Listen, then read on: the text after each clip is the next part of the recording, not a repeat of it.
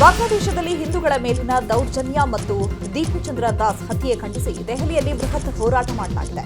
ದೆಹಲಿಯ ಬಾಂಗ್ಲಾದೇಶ ರಾಯಭಾರಿ ಕಚೇರಿ ಬಳಿ ವಿಎಚ್ಪಿ ಮತ್ತು ಬಜರಂಗ ದಳ ಬೀದಿಗಿಳಿದು ಪ್ರತಿಭಟನೆ ಮಾಡ್ತಾ ಇದೆ.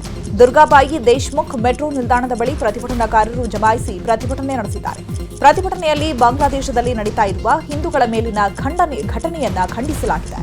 ಭಾರೀ ಪ್ರತಿಭಟನೆ ಹಿನ್ನೆಲೆ ದೆಹಲಿ ಪೊಲೀಸರು ಭಾರೀ ಭದ್ರತಾ ವ್ಯವಸ್ಥೆ ಕೈಗೊಂಡಿದ್ರು.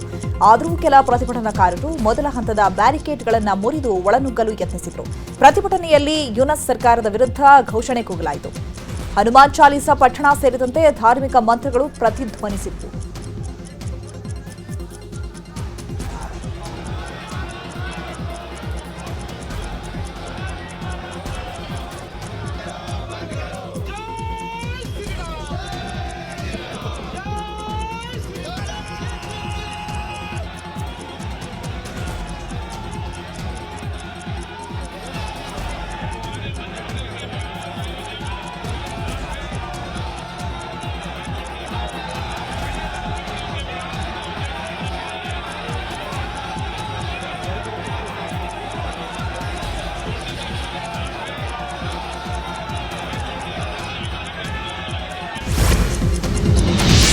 ಬೆಂಗಳೂರಿನ ಚಿನ್ನಸ್ವಾಮಿ ಕ್ರೀಡಾಂಗಣದಲ್ಲಿ ನಾಳೆ ನಡೆಯಬೇಕಾಗಿದ್ದಂಥ ವಿಜಯ್ ಹಜಾರೆ ಟ್ರೋಫಿ ಪಂದ್ಯ ರದ್ದಾಗಿದೆ. ಕ್ರಿಕೆಟ್ ಅಭಿಮಾನಿಗಳಿಗೆ ದೊಡ್ಡ ನಿರಾಸೆ ಆಗಿದ್ದು ಸಮಿತಿ ಚಿನ್ನಸ್ವಾಮಿ ಸ್ಟೇಡಿಯಂನಲ್ಲಿ ನಡೆಯುವಂಥ ಪಂದ್ಯಕ್ಕೆ ಬ್ರೇಕ್ ಹಾಕಿದೆ. ಚಿನ್ನಸ್ವಾಮಿ ಕ್ರೀಡಾಂಗಣದಲ್ಲಿ ಪಂದ್ಯ ನಡೆಸಲಿಕ್ಕೆ ಕೆಎಸ್ಸಿಎ ಮನವಿಯನ್ನು ಮಾಡಿದ್ದು ಚಿನ್ನಸ್ವಾಮಿ ಸ್ಟೇಡಿಯಂ ಪರಿಶೀಲನೆ ಮಾಡಿದಂಥ ಸಮಿತಿ ಇದೀಗ ಪಂದ್ಯವನ್ನು ನಿರಾಕರಿಸಿದೆ. ನಾವು ರಿಪೋರ್ಟ್ ಕೊಡ್ತೀವಿ, ಅದರ ಆಧಾರದ ಮೇಲೆ ಅವರು ತೀರ್ಮಾನ ಮಾಡ್ತಾರೆ. ಮಾತ್ರ ಇದರ ಬಗ್ಗೆ ಈಗ ನಾವು ವರದಿ ಕೊಡ್ತೀವಿ. That will be up to government to decide what they want. I am not in a position to comment on this now, but ನಾವು ಡೀಟೇಲ್ಸ್ ಆಗಿ ಪರಿಶೀಲನೆ ಮಾಡಿಬಿಟ್ಟು ಕಮಿಟಿ ಸರ್ಕಾರಕ್ಕೆ ವರದಿ ಕೊಡ್ತಾರೆ. ಸರ್ಕಾರ ಅದನ್ನು ಯಾವ ರೀತಿಯಲ್ಲಿ ಪಬ್ಲಿಷ್ ಮಾಡಬೇಕೋ ಇಲ್ವೋ ಅವರದ ಮೇಲೆ ಬಿಟ್ಟಿದೆ. ನಾವು ಇದರ ಬಗ್ಗೆ ಕೂಲಂಕುಷವಾಗಿ ಏನೆಲ್ಲ ಇದೆ, ಏನೆಲ್ಲ ಫೆಸಿಲಿಟೀಸ್ ಇದೆ ಅದರ ಬಗ್ಗೆ ಪರಿಶೀಲನೆ ಮಾಡಿಬಿಟ್ಟು ಸರ್ಕಾರಕ್ಕೆ ವರದಿ ಕೊಡಲಿಕ್ಕೆ ಹೇಳಿದರು. ಸರ್ಕಾರಕ್ಕೆ ವರದಿ ಕೊಟ್ಟರು. ನಾವು ಅದರ ಬಗ್ಗೆ ಡೀಟೇಲ್ಸು ರಿಪೋರ್ಟ್ನಲ್ಲಿ ಕಳಿಸ್ತೇವೆ. ಇದರಲ್ಲಿ ಏನು ಕನ್ಫ್ಯೂಷನ್ ಇಲ್ಲ. ನಿನ್ನೆ ನಿಮಗೆ ಗೊತ್ತಿದೆ, ನಮ್ಮ ಕಮಿಟಿಯವರೆಲ್ಲ ಹೋಗಿದ್ರು. ಅಲ್ಲಿ ಕಮಿಟಿದು ರೆಕಮೆಂಡೇಶನ್ ಆದ ಮೇಲೆ ಪರ್ಮಿಷನ್ ರಿಜೆಕ್ಟ್ ಆಗಿದೆ. ಸೊ ನಾಳೆ ಯಾವುದು ಮ್ಯಾಚ್ ಇಲ್ಲ ಅಲ್ಲಿ ಸ್ಟೇಡಿಯಮಲ್ಲಿ. ಇದರಲ್ಲಿ ಏನು ಕನ್ಫ್ಯೂಷನ್ ಇಲ್ಲ.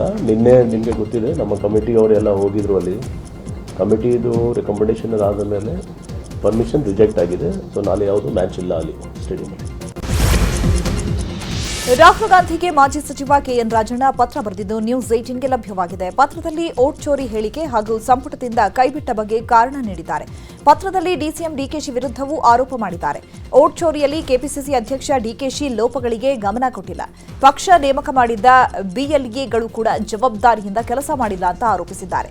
ಸರಿಯಾಗಿ ಗಮನ ಕೊಟ್ಟಿದ್ರೆ ಲೋಕ ಚುನಾವಣೆಯಲ್ಲಿ ಕನಿಷ್ಠ 8ರಿಂದ 10 ಸೀಟು ಹೆಚ್ಚು ಬರ್ತಾ ಇತ್ತು ಅಂತ ರಾಜಣ್ಣ ಪತ್ರದಲ್ಲಿ ಉಲ್ಲೇಖ ಮಾಡಿದ್ದಾರೆ. ಇನ್ನು ರಾಹುಲ್ ಗಾಂಧಿಗೆ ಮಾಜಿ ಸಚಿವ ಕೆಎನ್ ರಾಜಣ್ಣ ಪತ್ರ ವಿಚಾರಕ್ಕೆ ಸಿಎಂ ಸಿದ್ದರಾಮಯ್ಯ ಪ್ರತಿಕ್ರಿಯಿಸಿದ್ದಾರೆ. ಅದಕ್ಕೂ ಇದಕ್ಕೂ ಸಂಬಂಧ ಇಲ್ಲ ಎಂದಿದ್ದಾರೆ.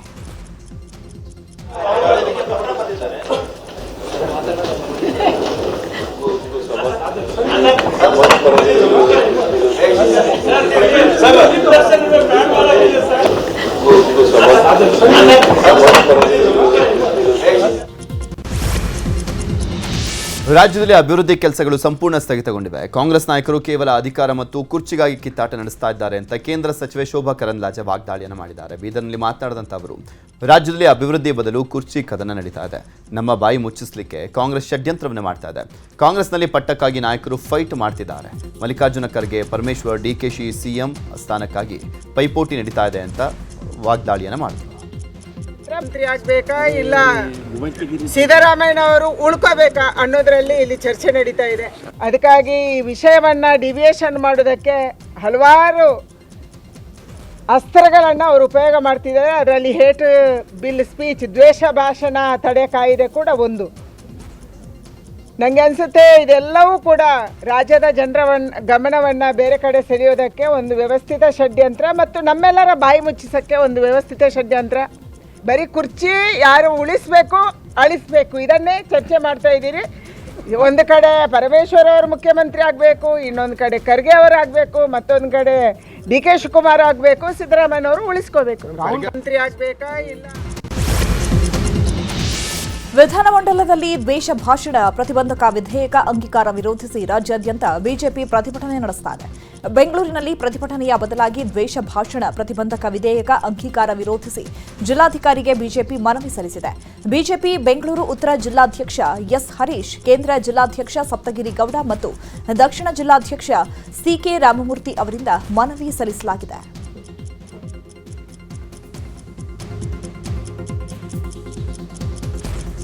ಹಾಗೆಯೇ ಮೈಸೂರಿನ ತಾಲೂಕು ಕಚೇರಿ ಮುಂದೆ ಕಾಂಗ್ರೆಸ್ ಸರ್ಕಾರ ವಿರುದ್ಧ ಬಿಜೆಪಿ ಕಾರ್ಯಕರ್ತರು ಧಿಕ್ಕಾರ ಕೂಗಿ ಆಕ್ರೋಶವನ್ನು ವ್ಯಕ್ತಪಡಿಸಿದ್ದಾರೆ. ಚಾಮರಾಜ ಮತ್ತು ಚಾಮುಂಡೇಶ್ವರಿ ಬಿಜೆಪಿ ಮಂಡಲದಿಂದ ಪ್ರತಿಭಟನೆ ನಡೆಸಲಾಯಿತು.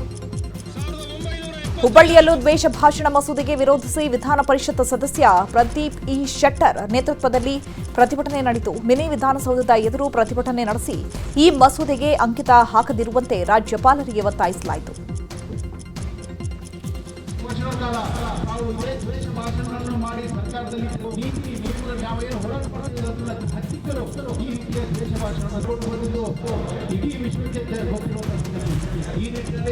ಈ ಒಂದು ದ್ವೇಷ ಭಾಷಣದ ಬಿಲ್ಲನ್ನು ನಾವು ಯಾವುದೇ ಕಾರಣಕ್ಕೂ ಒಪ್ಪುತ್ತಿಲ್ಲ. ಇದನ್ನ ಸನ್ಮಾನ್ಯ ರಾಜ್ಯಪಾಲರು ಕೂಡ ಒಪ್ಪುವರು. ಈ ರೀತಿಯ ಈ ಒಂದು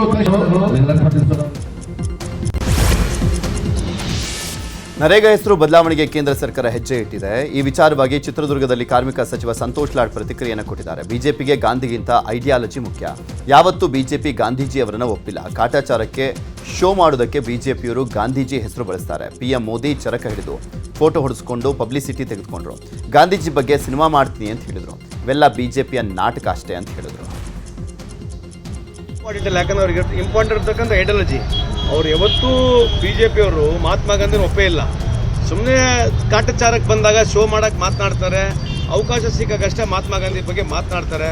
ಮೋದಿ ಸಾಹೇಬರು ಬಂದು ಚರಕ ಹಿಡ್ಕೊಂಡು ಮಹಾತ್ಮ ಗಾಂಧಿ ಜೊತೆ ಒಂದು ಫೋಟೋ ಹೊಡ್ಕೊಂಡು ಚರಕ ಹಿಡ್ಕೊಂಡು ಭಾಳ ಪಬ್ಲಿಸಿಟಿ ತೊಗೊಂಡ್ರು. ಬೇರೆ ದೇಶಗಳಿಗೆ ಹೋದರೆ ಮಹಾತ್ಮ ಗಾಂಧೀಜಿ ಬಗ್ಗೆ ಭಾರಿ ಮಾತನಾಡ್ತಾರೆ. ಗಾಂಧೀಜಿ ಬಗ್ಗೆ ಪ್ರಮೋಟ್ ಮಾಡ್ತೀನಿ, ಫಿಲಿಮ್ ಮಾಡ್ತೀನಿ ಅಂತ ಹೇಳಿದ್ರು. ಇವೆಲ್ಲ ಐಡಿಯಾಲಜಿನಲ್ಲಿ ಇರ್ತಕ್ಕಂಥ ಬಿಜೆಪಿ ಪಕ್ಷ ಇದು. ಚಾಮರಾಜನಗರ ಜಿಲ್ಲಾಡಳಿತ ಭವನದಲ್ಲಿ ಸಚಿವ ಕೆ ವೆಂಕಟೇಶ್ ನೇತೃತ್ವದಲ್ಲಿ ನಡೀತಾ ಇದ್ದಂತಹ ಸಭೆಯಲ್ಲಿ ಹೈ ಡ್ರಾಮಾ ನಡೆದಿದೆ. ಸಚಿವರ ಸಮ್ಮುಖದಲ್ಲೇ ಇಬ್ಬರು ಕಾಂಗ್ರೆಸ್ ಶಾಸಕರ ನಡುವೆ ಮಾತಿನ ಸಮರ ನಡೆದಿದೆ.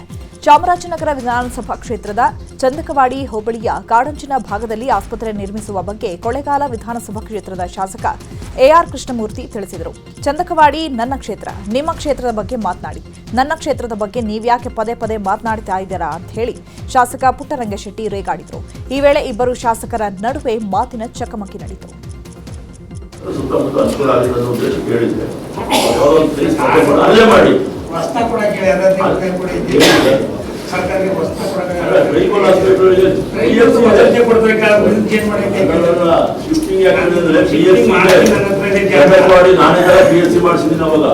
BSc ಇರೋದ್ರಿಂದ ಈ ಬೈವಾಲ್ ಆಸ್ಪತ್ರೆ ಕಾಡ ಅಂಚಿನ ತಗೊಂಡೋಗಿ ನವೋದಯ ಶಾಲೆ ಕಡೆಗೆ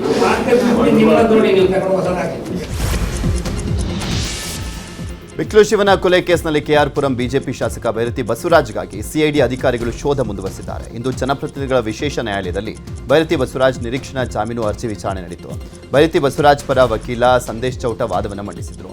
ಎಫ್ಐ ಭೈರತಿ ಬಸವರಾಜ್ಗೆ ಲಿಂಕ್ ಆಗುವ ದಾಖಲೆ ಸಲ್ಲಿಸಿ ಅಂತ ಎಸ್ಪಿಪಿ ಅಶೋಕ್ ನಾಯಕರಿಗೆ ಜಡ್ಜ್ ಸೂಚಿಸಿ ವಿಚಾರಣೆಯನ್ನು ಮಧ್ಯಾಹ್ನ 2:45ಕ್ಕೆ ಮುಂದೂಡಿದ್ದಾರೆ. ಹುಬ್ಬಳ್ಳಿಯಲ್ಲಿ ಕಿಚ್ಚ ಸುದೀಪ್ ಮಾರ್ಕ್ ಇವೆಂಟ್ನಲ್ಲಿ ಹೇಳಿದ ಮಾತು ಭಾರೀ ಸುದ್ದಿಯಾಗಿತ್ತು. ಹುಬ್ಬಳ್ಳಿಯಲ್ಲಿ ಪೈರಸಿ ವಿರುದ್ಧ ನಾನು ಯುದ್ಧ ಸಾರಿದ್ದು ಎಂದ ಸುದೀಪ್ ಮಾತಿಗೆ ಫ್ಯಾನ್ಸ್ ಬೆಂಬಲ ಸೂಚಿಸ್ತಾ ಇದ್ದಾರೆ. ಪರೋಕ್ಷವಾಗಿ ದರ್ಶನ್ ಫ್ಯಾನ್ಸ್ ವಿರುದ್ಧ ಕಿಚ್ಚನ ಅಭಿಮಾನಿಗಳು ಮಾತಿನ ಸಮರ ಸಾರಿದ್ದಾರೆ. ಕಿಚ್ಚನ ಅಭಿಮಾನಿಗಳು ಪೈರಸಿ ಪಡೆಯ ವಿರುದ್ಧ ಕಿಚ್ಚನ ಪಡೆ ಎಂಬ ಸಂದೇಶವನ್ನು ಸಾರಿದ್ದಾರೆ.